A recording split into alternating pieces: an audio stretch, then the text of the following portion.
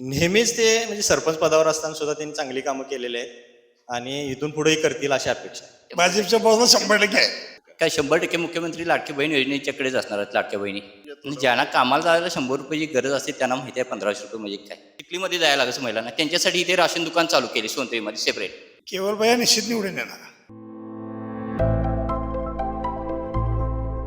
सध्या गावागावामध्ये निवडणुकीच्या प्रचाराच्या निमित्तानं अक्षरशः वातावरण ढवळून निघाले. गप्पांचा फड चांगलाच रंगलाय. आपल्यासोबत आपण सध्या आहोत ते म्हणजे सोनतळी या गावामध्ये. सोनतळीतले काही तरुण कार्यकर्ते आणि काही जण आहेत, आपण त्यांच्याशी बोलूया. दादा, काय सांगाल की काय वातावरण आहे सध्या गावात? आता काय प्रचार सुरू आहे. हम्म. काय पण आम्ही केवलसिंग राजपूत म्हणजे भाजपा आणि आपलं रवी पाटील घड्याळ यांच्या बाजूनं प्रचार करत आहे आणि त्यांचं विजन चांगलं आहे म्हणून त्यांचा आम्ही प्रचार एकदम हिरिरीने करत आहे. काय त्याचं कारण काय? म्हणजे तुम्ही या दोघांचंच नाव घेतलंय, त्याच्या मागचं कारण काय? कसे हे कार्यकर्ते आहेत? हे म्हणजे सत्ता असो वा नसो, दोन्ही काळात हे जनतेसोबत राहतात. कधीही कामात खंडन नाही, कधीही फोन करा, सदैव तत्पर आमच्या सोबत असतात. कधी फोन केला तर फोन उचलतात, धावून येतात वगैरे, असं काय अनुभव आहेत काय? फोन करायला सुद्धा लागत नाही.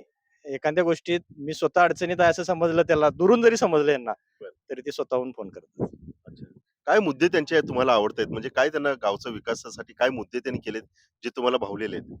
नेहमीच ते म्हणजे सरपंच पदावर असताना सुद्धा त्यांनी चांगली कामं केलेली आहेत आणि इथून पुढेही करतील अशी अपेक्षा आहे. दादा, काय सांगाल महायुतीच्या माध्यमातून आणि एका बाजूला महाविकास आघाडीच्या माध्यमातून उमेदवार समोरासमोर ठाकलेले आहेत. काय वाटतं की महायुती का महाविकास आघाडी? केवलसिंग राजपूत आणि रोहित पाटील. काय कारण काय आहे याचं? कामाचं विजन चांगलं आहे आणि प्रत्येक गोष्टीला आमच्या ते उभा राहतात. परंतु दुसऱ्या बाजूला जे आहेत महाविकास आघाडीचे उमेदवार, ते सुद्धा म्हणतात की आम्हाला सुद्धा एक सेवेची संधी द्या. आमचा सुद्धा अजेंडा चांगला आहे. आम्ही सुद्धा विकासासाठीच आहोत. आमच्या बाजूने तुम्ही राहा. मग का असं त्यांचं? आमच्या वेळेला उभा राहतात एवढंच. कधी अनुभव आलाय? आलाय बऱ्याच वेळेला आलेला आहे. काय एखादा असा प्रसंग? पुराच्या वेळेचा काय घडलं? पुराच्या वेळेला आम्हाला त्यांनी चांगलं सहकार्य केलेलं आहे. अच्छा. स्वतः येऊन पाण्यातून आमचं हे केलंय, त्याने आम्हाला सहकार्य केलेलं आहे. अच्छा. कोविडच्या काळामध्ये कोविडच्या काळामध्ये सुद्धा त्यांनी इथं आपल्या आश्रमशाळेमध्ये कोविड सेंटर चालू केलं होतं आणि लोकांना चांगलं सहकार्य केलेलं आहे त्यांनी. अच्छा. त्यावेळेस काय उपचार या ठिकाणी झाले? सगळं त्यांनी स्वतःच्या याच्यावर केलं होतं. स्वतः केलं होतं त्यांनी. परंतु केवलसिंग राजपूत राहायला चिखलीमध्ये, तुम्ही इकडे सोनतळ असून सुद्धा त्यांनी स्वतः बोटीतून येऊन आमचं हे केलेलं आहे, सहकार्य केलेलं आहे लोकांना.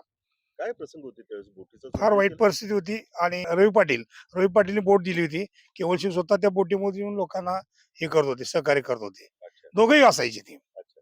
लाडक्या बहिणी कुणाच्या बाजूला असतील, लाडके भाऊ कुणाच्या बाजूला असतील? सगळ्या भाजपच्या बाजूला 100% आहे. का का हो का असं का? काय 100% मुख्यमंत्री लाडकी बहीण योजनेच्याकडेच असणार आहेत लाडक्या बहिणी. परंतु 1500 रुपये मध्ये काय होतंय? म्हणजे राजकीय विरोधक म्हणतात की 1500 रुपये तुम्ही देताय निवडणुकीच्या आणि ज्यांना तोंडावर. कामाला जायला 100 रुपयाची गरज असते त्यांना माहिती आहे 1500 रुपये म्हणजे काय. 1500 रुपये मध्ये किरकोळ बाजारही होतोय त्यांचा. अच्छा. आणि सगळे पैसे महत्वाचे म्हणजे महिलांच्या हाती पडतात. बरं. त्यामुळे हा लय मोठा आधार आहे महिलांना 1500 रुपयाचा. अच्छा.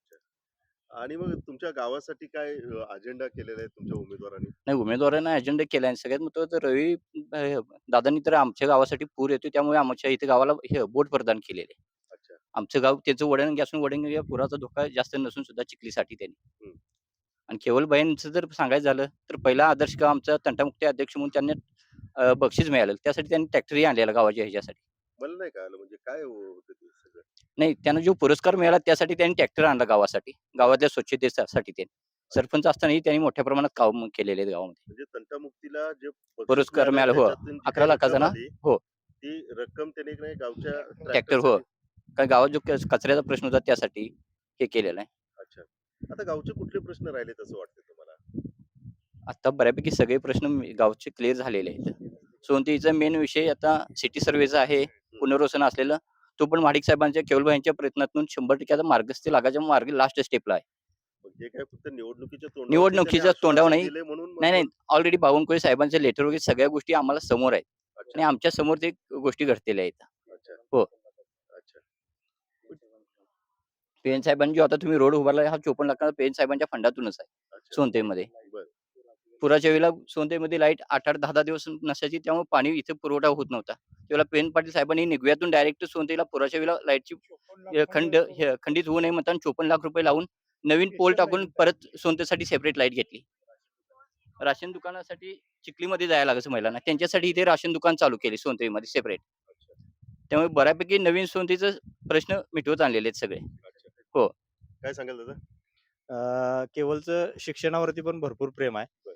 जी मुलं ज्यांना शिक्षणाची म्हणजे आवड आहे, पण घरची परिस्थिती म्हणजे एखाद्याचं वडील दुःखद निधन झालंय, अशांसाठी तो वटवृक्ष आहे. म्हणजे त्यांचा शाळेचा खर्च पहिलीपासून जे म्हणजे जिथपर्यंत शिकेल तोपर्यंत करायची त्याची इच्छा आहे आणि तो देतोही. पण अशी काही उदाहरणं झालीत की आज फक्त अं, बोंब आहे म्हणून तुम्ही बोलताय नाही, असं? नाही, नाही. हे झालेले मी सांगतोय. मी स्वतः शाळा व्यवस्थापन कमिटी अध्यक्ष होतो. त्यावेळेला त्यांनी 6 मुलं दत्तक घेतलेली होती. त्यामुळं मला त्यांचा प्रत्यक्षदर्शी अनुभव आहे. अच्छा. त्याची अं, बॅनरबाजी कुठं काही केलेली नाही त्यांनी? हां, ते सगळ्यात महत्त्वाचं म्हणजे साहेब सगळ्यात महत्त्वाचं जाहिरातची आवड नाही आहे बघायला आमची. अच्छा. आणि तोही आम्हालाही सांगतो कोणाला सांगू नकोस माझं मी केलेलं आहे. तुझं काम झालं ना विषय संपला. अच्छा. काय सांगाल 9 तारखेला निकाल आहे. निकाल काय असेल? केवळ भैया निश्चित निवडून येणार अच्छा. आणि रवी पाटील येणार, 100% येणार. सध्या चिखलीमध्ये आपण आहोत आणि आपण चिखलीमध्ये ग्रामस्थांशी किंवा तरुणांशी बोलत असताना आपल्याला एक गोष्ट जाणवली ती म्हणजे आम्ही जे मतदान करणार आहोत गावकरी ते फक्त एक विकास करणारा माणूस कोण आहे, आपल्या कामाचा माणूस कोण आहे याच्याकडे बघूनच आम्ही मतदान करणार आहोत. आता या मतदारांचा जो काही कौल आहे तो उद्याच्या 7 तारखेला मतपेटीमध्ये बंद होणार आहे आणि 9 तारखेला ज्यावेळेस ही मतपेटी उघडली जाईल त्यावेळेस कळणार आहे की कामाचा माणूस गावकऱ्यांच्या नजरेतून कोण ठरलेला आहे.